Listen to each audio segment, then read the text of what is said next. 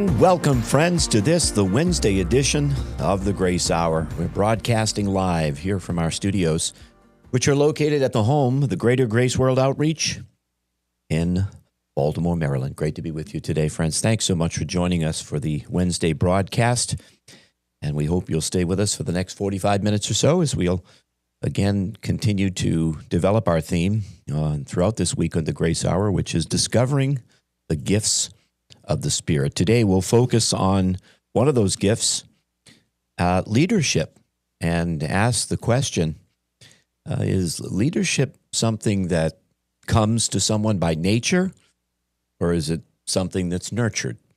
We'll talk about that and other, I suppose other principles that are related to the subject of leadership. That's going to be our Grace Hour broadcast today, so we encourage you to stay with us. Quick reminder, too, if you'd like to weigh in, share your thoughts with us on the chat, you can do that. Just send those messages to us or ask those questions. We'll be happy to take a look at them as the program continues live from our studios today. My name is Pastor John Love. Along with Pastor Barry Quirk, we will be your hosts for today's Grace Hour broadcast. Our prayer is, of course, that today's broadcast will minister to you, encourage you in your walk of faith, and perhaps give you some insight and shed some light on the subject of leadership. One thing's for sure, Pastor Barry, we all need leadership in our lives, and we all flourish under the right kind of leadership. Yes, that's a great statement, Pastor Love. Good morning. Good to be with you. I'm reminded right off the top of a story I heard from a pastor in Hungary who bought a piece of property, and on that piece of property, there was a goat. And when he went to buy the property, he told the real estate agent, "I'll take the property, but I don't want the goat." They said, "I'm sorry, but the goat goes with the property." So he said, "Okay, well, I really want the property, so I'll take the goat." So he had a little shed out there where the goat lived, and he went out there and decided, "I'll clean the stall out a little bit." So he went and grabbed the harness and put it on the goat and tried to pull it out. And the goat just did not want to be pulled out, and it wouldn't go. So he said, "Okay, well, I'm a pretty big guy. I'll get behind the goat and push it." And pushed it, and goat wouldn't move. Rolled up a newspaper and swatted it on the backside. Said, "You got to get out of here. Let's go." The goat didn't move. So finally he said, "Fine, I'll do this later." And he turned around and walked out. And as soon as he walked out, the goat followed him. And it was a great illustration. You know, people don't want to be pushed. They don't want to be pulled. They don't want to be beaten. They want to be led. And I think that right off the top, leadership, we could say, is an influence relation among leaders and followers that causes followers to want to follow the initiative of that leader. So it's a good subject, something to talk about, and I'm looking forward to hearing what your thoughts are on that this morning. Well, the first thought that comes to my mind, and I think it's a question that's often asked by people when it comes to the subject of leadership, is it something that a person is born with, or is it something that is nurtured in a person's life? And I think rather than taking one side or the other, I think you could safely say that it's probably both. Yeah, I mean, there are definite opinions on that, and there's something called trait theory, which focuses on the traits and skills that a leader exhibits from a young age. He's a born leader, you might say. But really, biblically, we don't see a lot of that. You know, we see maybe Moses has some leadership skills that he was born with that are there. Deborah is another maybe possibility or an example that we could say, you know, she was the fourth of 15 judges, and she was a strong woman of God, and she likely didn't receive much leadership training. But really, throughout the rest of the Bible, we see people who are raised up in their leadership. So is it possible that somebody could be born with some leadership skills? Yes, but to think that that's enough, it's really not. They need to be developed. They need to be guided. They need to be mentored. On the other hand, you know, there are some that have learned leadership through watching good leaders and being good followers. And I think a key for all leadership is that the best leaders are the ones who learned how to be followers first. Well, that's a good definition for a leader, someone who follows first, right? Yes. You mentioned Moses. In Moses' case, God arranged it so that he was adopted into Pharaoh's household and schooled like as a royal child. And, he perhaps more fully understood and was indoctrinated into the ways of the Egyptian and their government. And that would be helpful later on when he went back to liberate the people of Israel. But you could also say those 40 years that he spent in the desert were perhaps even more important than the first 40 years as God was preparing him and really developing him. And interestingly enough, the backside of the desert. Yes. Yeah, and if you were to interview him and ask him what had a greater impact on his life, I think he would agree with you. You know, that there was a time of being in the backside of the desert where he was going through the school of hard knocks, so to speak, but also reflecting, being developed. So I think we have to be careful, that we as natural observers would look at a situation and say, good leader, bad leader. I was reading this morning from Acts chapter 7, just about the story of Stephen being stoned, and I don't know why, but I just never really noticed it like this. But at the end of the chapter, it says, and Saul was basically excited that happened, right? It says that he was a full supporter of that. And it just struck me. It said, wow, in 2 chapters time, he's going to be on the road to Damascus and he's going to be there, meeting the Lord face to face and having a conversion experience that will make him the apostle of grace, right? But just a short time earlier, he's rejoicing at the fact that Stephen's been stoned for his blasphemous activities. And I'm thinking, how quickly could somebody be transformed from, an enemy of God to an agent of grace? And I think in leadership, we could be judgmental in our hearts. We could say that this person is going to succeed or isn't. And actually, in our experience in the school and probably the youth group as well, you see people who maybe live a little bit on the edge, and we would think, oh, they're not behaving, they're not going to be good leaders. But actually, it's quite the opposite.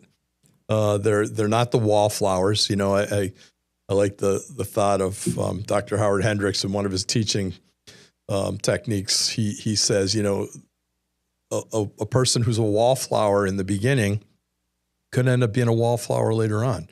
So there is something to the trying and the failing and the error and the doing the different things, And also one other thing we brought up this morning was that, and I heard a little bio on Spurgeon this morning on the radio.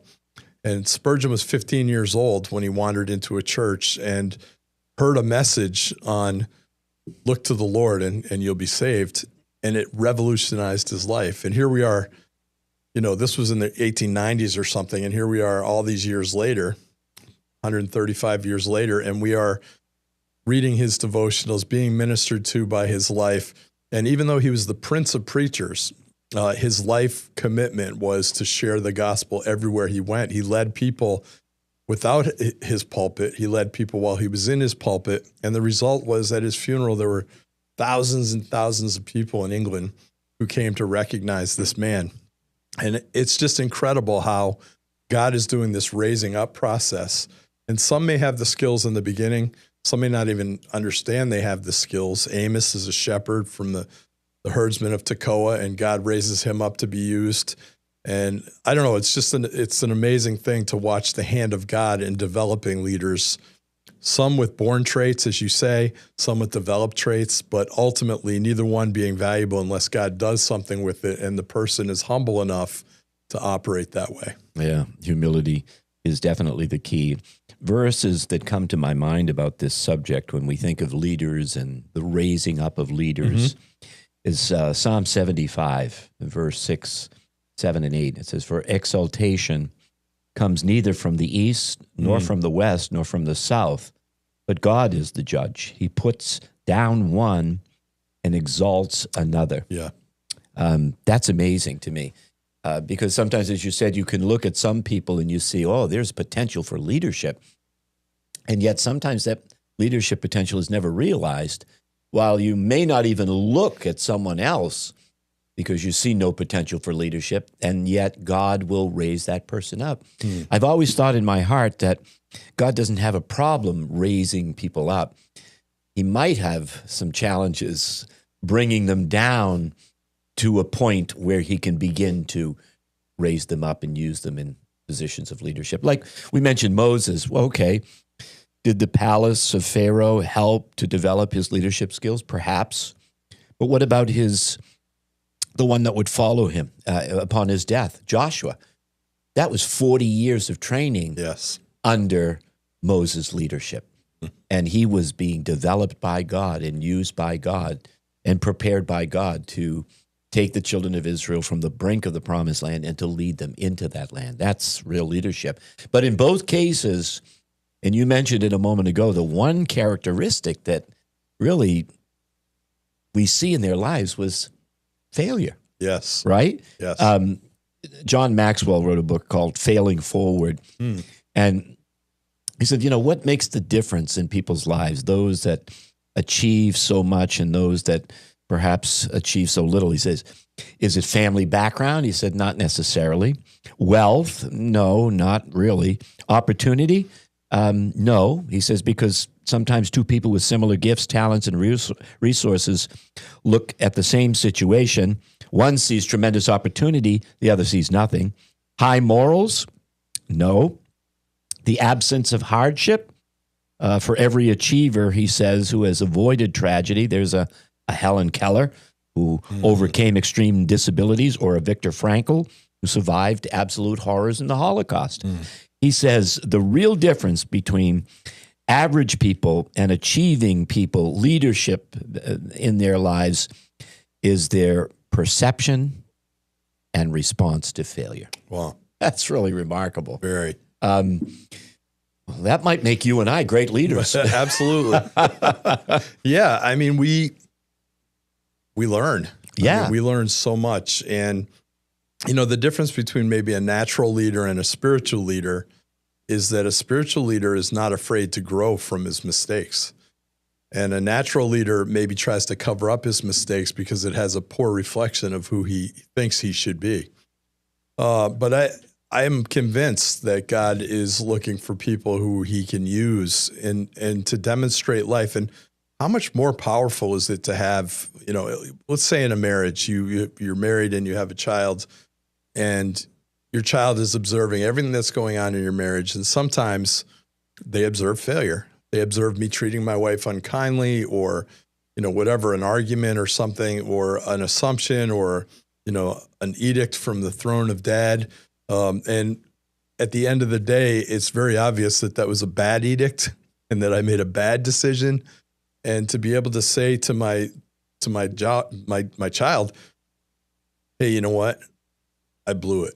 I shouldn't have reacted that way. I was unkind to your mother. I was unkind to you. I said something that I shouldn't have. And they just learned grace, right? One of the best lessons of the whole picture was that in humility, I could say I'm wrong, and God corrected me. And that as a result, there's a restoration of relationship. That's an incredible leadership skill, right? Or a gift of leadership. And it could be that there's denial and don't do as I say, don't do as I do, just do as I say, or, making some excuse up for why it happened. But none of those would teach anything profitable. It would just teach, regret. And so I love the fact that God can use failure. Yeah. I mean, it's a good thing because we have it in droves. Yes. And when you think of the disciples, I mean, that was a group of 12 failures. Yeah. No question. And then, of course, who did Jesus choose to preach at Pentecost?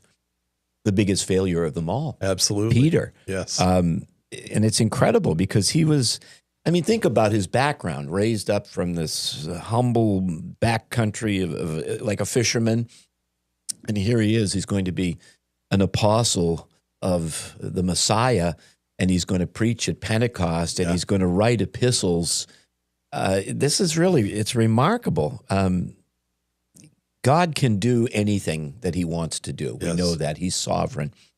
But he does seem to choose people that recognize that the sufficiency of leadership is not discovered or found in them.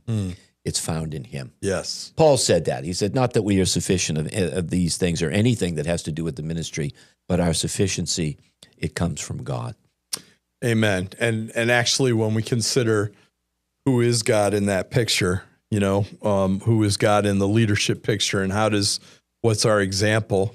I mean, obviously, Philippians chapter 2 speaks about Jesus being a servant, and we'll get into that, servant leadership and what does that look like. We can get it twisted. We can think of ourselves as being a leader, which means I should have people's respect and honor and following, but it doesn't focus on where am I leading them to or what am I leading. Leadership isn't just something that's an end unto itself. Like I'm a leader. God's called me in this life to be a leader. Follow me. And like, follow you where? Follow you what? What is the vision? Without a vision, the people perish. Yes. And I like this definition of biblical leadership, because there are some definitions that are, kind of technical and you could say fit into spiritual definitions or not. But this is a good one. It says, biblical leadership is meeting someone where they are and taking them to where Jesus wants them to go. This is a great, this is Todd Engstrom wrote an article about it. Biblical leadership is meeting someone right where they are and taking them where Jesus wants them to go. And it's a great picture, because really that's the picture of me walking and the goat following, like there's leadership that God's designed starts with the leader, right? And this is what servant leadership really is focused on, is that I'm not at the top of a pyramid with a whole group of servants below me saying, I want this, I want that, you do this, you do that. And then at the end, I hope that I get the result that I want. It's what do you need as somebody who's in our organism rather than organization? What is it that you need, the resources that you need, the support that you need, the care that you need? I'm going to be here at the bottom supporting you, and all of that happens above. And this was really the model that Jesus took upon himself, that he was from God in heaven, took upon himself the form of a man and became a servant of all servants so that we could shine and live with God forever. He really defines what leadership is when he said these words, I am among you as he that serves. Yes. I mean, that just kind of sums it all up. Yes. Because, a good question we could ask is leadership, does it really come down to that? Is it just simply a gift of the Spirit imparted to some, and then others perhaps they don't recognize that, and therefore they conclude, look, I'm not a leader, I won't be a leader. But in reality, every servant is a leader in the kingdom of God. Yes. And I just find it fascinating that when Moses did pass away at the age of 120, God spoke to Joshua in Joshua, the first chapter. And I love the way he asked the question or made the statement. He said, Moses, my servant, is dead. Yes. He didn't say Moses, my leader. Yes. Moses, the guy that's responsible for getting the children of Israel out of their bondage in Egypt and bring them through the wilderness for the last 40 years. He called him his servant. There's something to be said about that whole business of servant leadership. It really comes down to that. We, in our ministry, and perhaps like other churches, we sit on a platform. It's on a stage, so It's above where the rest of the people. But that doesn't mean, look at those people, they're the leaders. What it really means is that they are the ones who serve us. Yes. And if we're not serving, are we really leading? No, and I would say even a step beyond that, they're the ones that are accountable, right? So if we're accountable, and the picture of being on that platform is a good one, and especially in times of difficulty like we found ourselves in here in recent days, and it's how easy it could be to say, avoid the limelight, avoid the platform, don't be seen there, and we would choose to think the opposite. We would think of all the more now, let's be present, let's be followers of Jesus Christ. And to some degree, every single person has a measure of leadership in their lives. And if it's nothing more than how they walk in their walk with God, that is a leadership by example. We could be a quiet, introverted person, but have firm convictions in our heart that following God is the most important thing in my life. And there's going to be people observing our life and saying, that person follows God. They don't say a lot. They're not very boisterous, but they are fervent and consistent. And I think we know people like that who are just followers of God. And in a sense, leading people by their testimony and their display all the time. And it might not even be their motive. I'm sure in most cases it's not. People who are really, really servants of God, they're doing it because this is what God's asked them to do. And the result is God's to use. And as you said, promotion comes from heaven, right? It doesn't come from people. It comes from God. And true promotion, which has a lot of accountability, a lot of responsibility, a lot of definition that needs to come from God, and our ability to hear that will be what drives us in our leadership. Or if we aren't hearing that, then the leadership will get old and stale, and we'll be without a vision very quickly because it's just a human trait. And, we all know people who we enjoy being around because they're kind of, the outgoing ones, or if you're in trouble, you think, oh, they'll know what to do. But really, people who are tied to the voice of God as their direction are the ones that I want to put my confidence in. I'll never forget, 9/11 happened on a Tuesday morning of September in 2001. And I'll never forget, there was so much, it was such a crisis. I mean, it was all unfolding before our eyes. And now we can look back on it. We realize everything that happened and when it happened and how it happened. But while it was happening, we didn't understand very much. No, we didn't. At first, I heard that a small plane flew into the building, and I imagined that it was an accident. And then, of course, it all began to unfold. That was a Tuesday morning. The fear and the paralyzing effects of 9/11 carried on throughout the day and throughout the night as we watched the images over and over and over again. But I thought to myself, I cannot wait until church service Wednesday night. And because our pastor at the time, Pastor Stevens, would get into the pulpit and he would give us definition. He would bring us hope. He would bring comfort. And it's because of the vision that leadership imparts to people that helped us to get through that time of crisis as a church and, as a city, as a nation, through good leadership. Because vision was once described to me as a mental picture of a desirable future. And I love that because that's what was mapped out before our eyes and before our hearts on that Wednesday evening.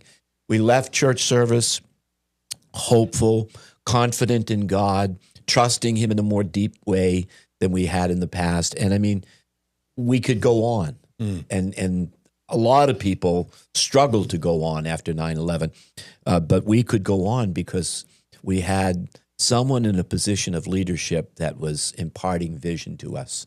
Wow. And it was really very, very helpful. Yeah. I mean, it's the model, right? Yes. And how much courage does it take in the midst of troublous times to say, God is in control, right?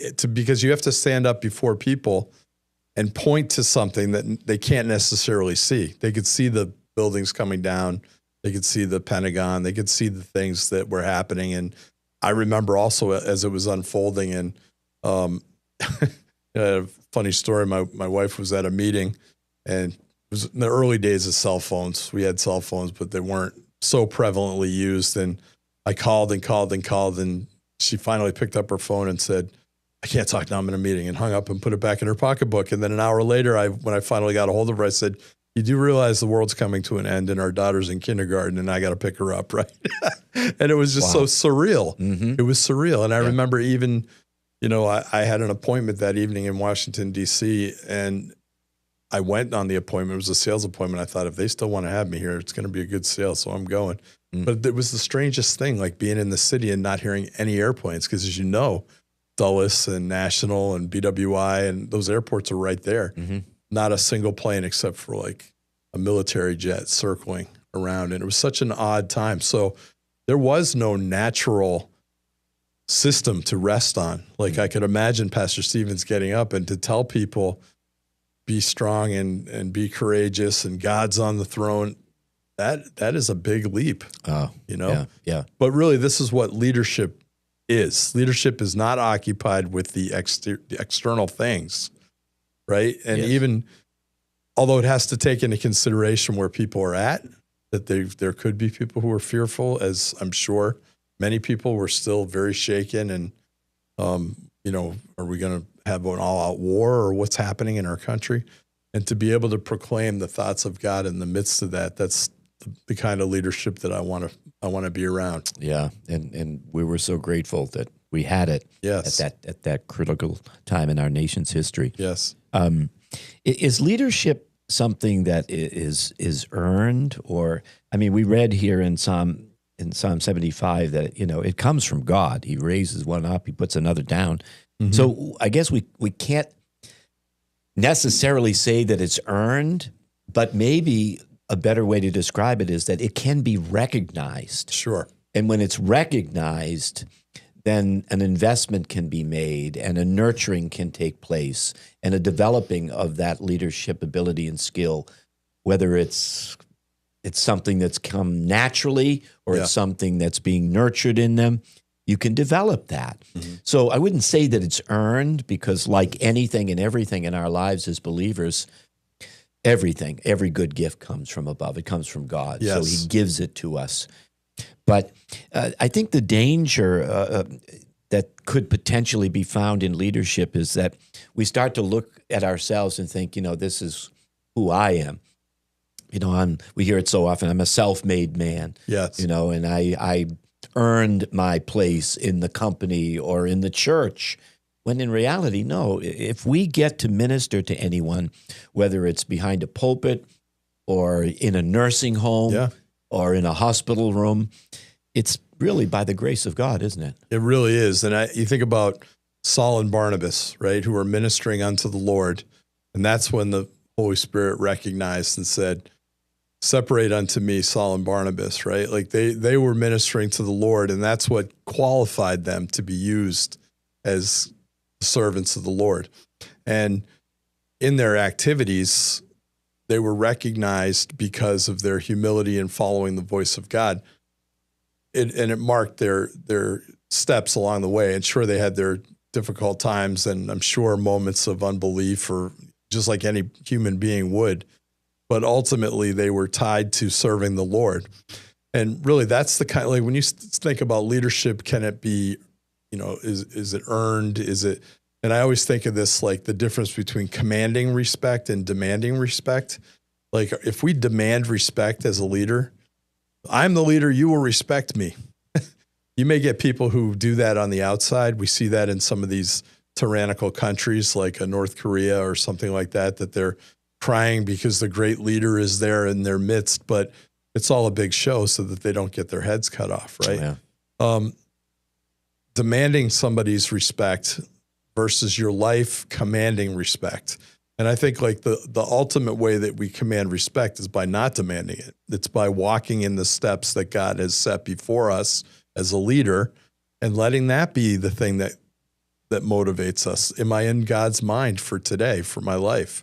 And I think that does, you know, in the first place, it's God that puts his hand on leadership, right? Like Saul and Barnabas were separated because they were serving the Lord and they were recognized. And then it says that the elders came and laid hands on them and sent them out. There was a recognition of their gifts. There was a demonstration of the authority put on them by the leaders of the time. And then they were sent in the name of Christ to be his apostles and his disciples and in their practical life. And I think it's the same way today. You know, like somebody could be anointed by God to be a leader, but it's God that puts their hand on their life, and it's God that keeps them in the ministry of their life and the leadership of their life.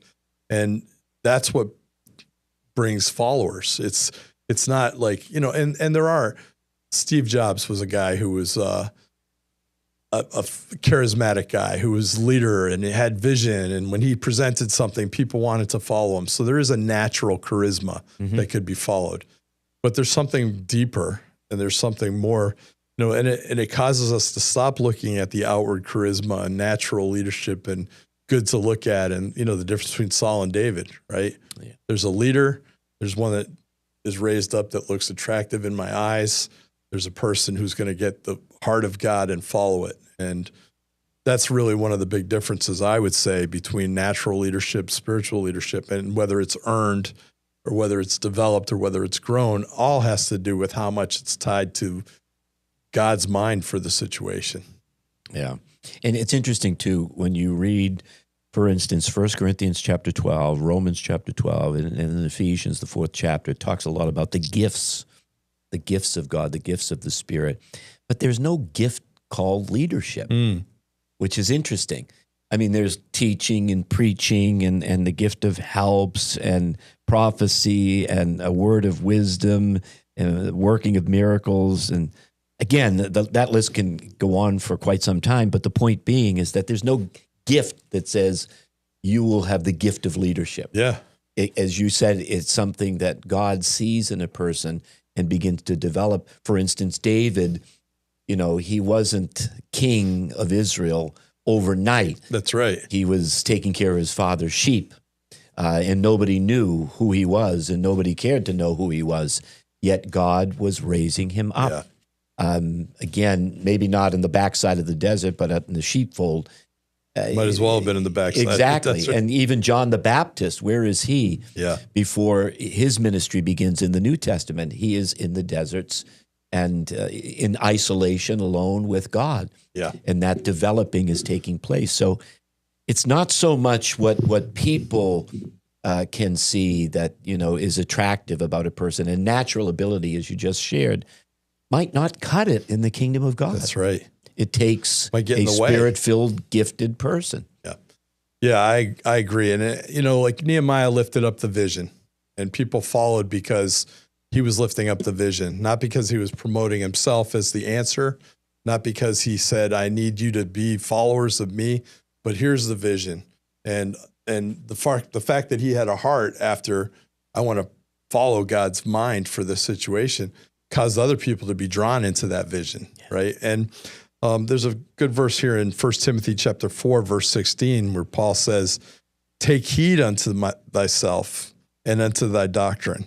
Continue in them, for in doing this, thou shalt both be saved and them that hear thee, right? So really the direction there in the pastoral epistle is take heed to what God's mind is, what his word says, what his command is, that not only are you going to be saved, but those that hear you are going to be saved.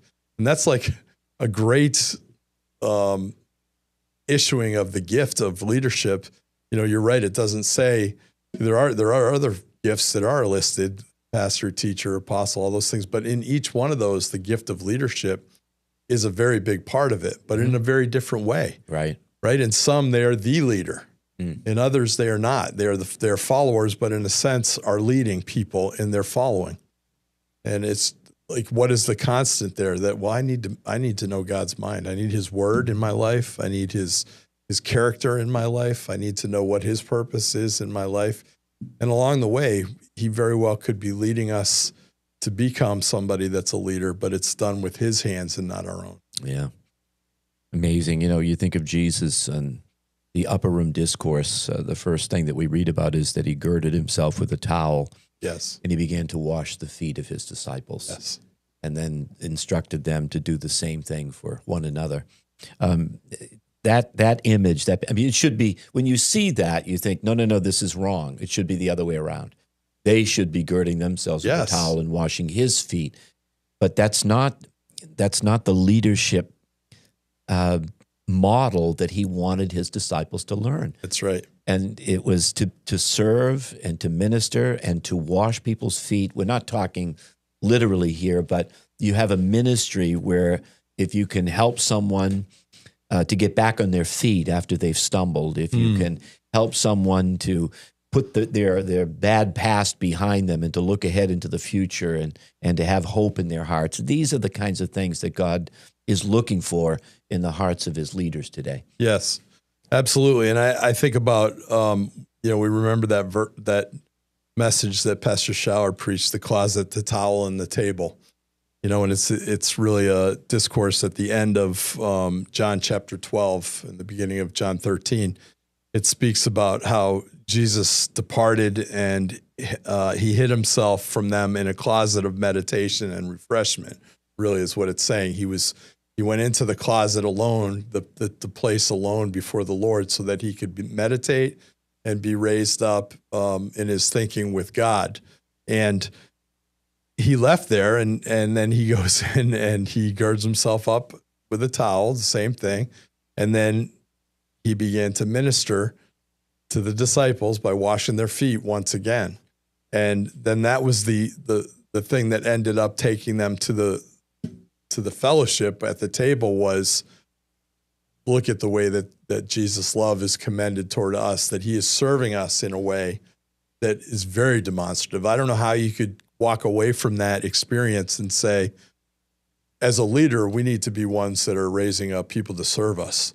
It was very, very clear that I am a servant and this is what I'm doing, washing your feet for that very purpose. And it is very distinct and clear. It's the greatest school of leadership that we could ever go to, between Philippians 2 and the two portions we just talked about with the washing of feet. Mm. And I think one of the most destructive things about leadership is when ambition finds its way into the hearts of leaders. There is a great verse in Jeremiah chapter 45, verse 5. It says, do you seek great things for yourself? You ask that question to the average person, they might say, yes, absolutely. Yeah. That's why I'm alive. Yes. That's my goal. That's my ambition. That's my target. Yeah. And then we read, if the question is asked, do you seek great things for yourself? Don't seek them. Seek them not. Yeah. But if you have a life that's consecrated to Christ because his love and his grace has captured your heart, you could answer that by saying, no, I do not seek great things for myself. I seek glory for God. That's when God can use you. Yes. But because, if we start to believe the newspaper clippings about ourselves, we're in a lot of trouble. Although sometimes we're not in trouble. We may be blessed. Yes. But the point is, beware when all men speak well of you. Oh, totally. Right? Yeah. You got to guard your heart. Yeah. And really, the ironic thing about the kingdom of God is that we seek nothing. We follow him. We seek his mind, actually. We seek to give glory to God. And along the way, we get a lot of blessings. Yes. We are taken care of. Mm-hmm. We really are. It's because our trust is in him fully, which means even to be the provision for our need. Right. And I'm not saying that we're poor stewards, like we say, I don't need a job. I'm just going to go and pray every day and God will take care of me. No, he's clear about if a man doesn't labor, then he shouldn't eat. And there are different things. He gives us capacity to be a part of,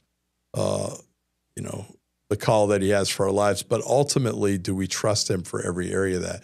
Which means if I have a job, right, and I'm in a workplace, do I treat it as though it's the gift of God with stewardship and with kindness and addressing people in a way that's proper, or am I, regretting every day of it? And I'm not saying we have to love the fact that we have to work all day long, but if we're going to be working, isn't it more awesome to say, all right, this is where God put me, so he obviously has a provision for me in this place, and to be able to see it through the eyes of an eternal viewpoint rather than just a temporal one, and it'll make the days go by quicker.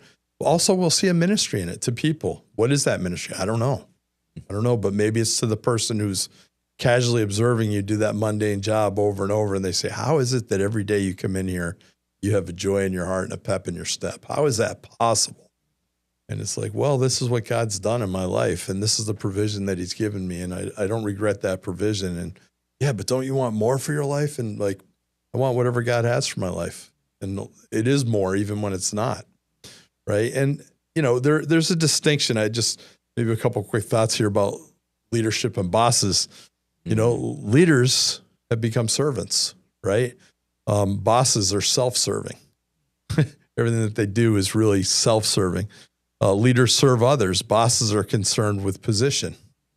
Leaders are concerned with character. Bosses lead from the sidelines. Leaders lead from within the arena. Bosses attempt to exercise authority. Leaders are under authority, right? Couple more. Bosses seek to preserve their position.